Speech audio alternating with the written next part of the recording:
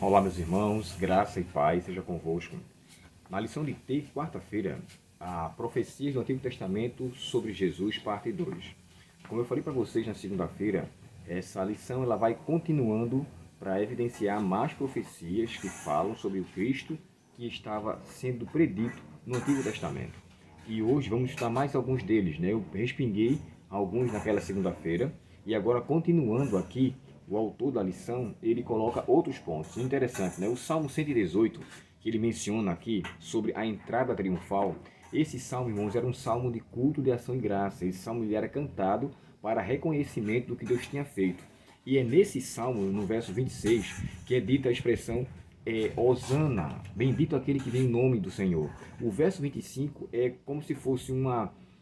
na verdade, não é como se fosse, de fato é uma significação da expressão Hosana. E esse termo significa salva-nos agora, ó Rei. Salva-nos agora, o bendito que vem. Então, a expressão que é dita em João 12, verso 13, é com a confirmação do que era dito naquele cântico. Um cântico que era feito para agradecer a Deus pelos seus benefícios, pela sua bondade, pelo que ele tinha feito. E a petição salva-nos, ó Rei, ou salva-nos, ó Senhor, agora, é um pedido de que, na sua entrada, ele iria fazer executar a sua salvação em sua personalidade.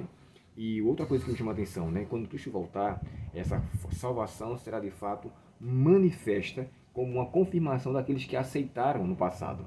Aqui, no texto de Zacarias, capítulo 9, verso 9, também é falado sobre a entrada de Cristo, nesse sentido também uma continuação da entrada triunfal em uma jumenta. Irmãos, se vocês observarem, quando Davi permite, ou chegando a falar com o profeta Natan sobre a sua jumenta, ele diz a ele que Salomão sentasse em sua jumenta, ou seja, ele será o meu sucessor.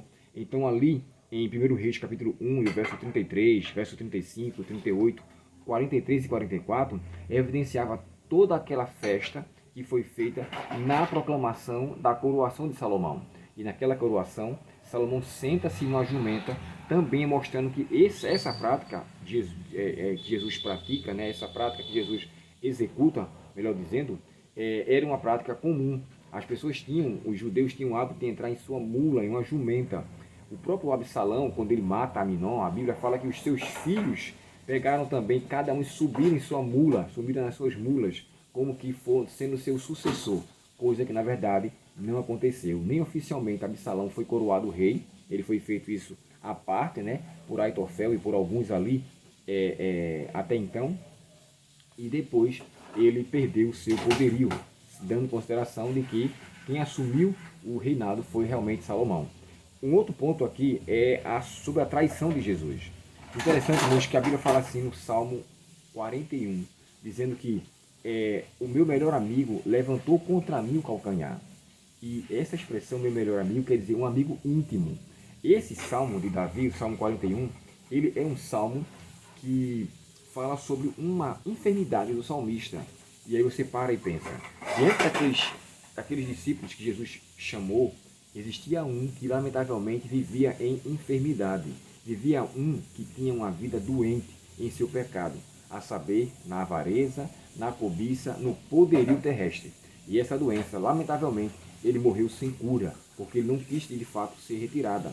Então o Salmo 41, que é visto, de acordo com o comentário bíblico adventista, como um salmo de uma pessoa que está enferma, doente, quando é aplicado especificamente aqui o verso 9, ele fala que aquele que era íntimo seu levantou contra ele o calcanhar. E esse amigo íntimo poderia ser comparado a Davi, se fosse no caso de Aitofel, que era a pessoa próxima a ele, conselheira dele, pessoa com quem Davi ouvia os seus conselhos.